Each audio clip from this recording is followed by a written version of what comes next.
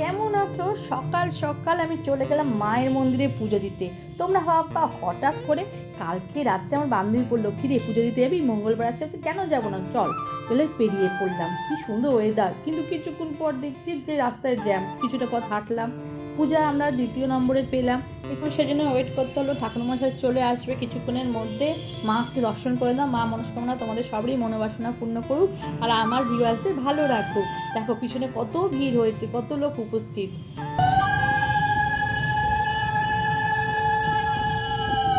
মায়ের পূজা শুরু হয়ে গেল, সব ভক্তরা উলুধ্বনি দিল। তারপর অঞ্জলি দেওয়ার ফুল আমার হাতে চলে আসলো, মন ভরে মায়ের পুজো দিলাম, অঞ্জলি দিলাম।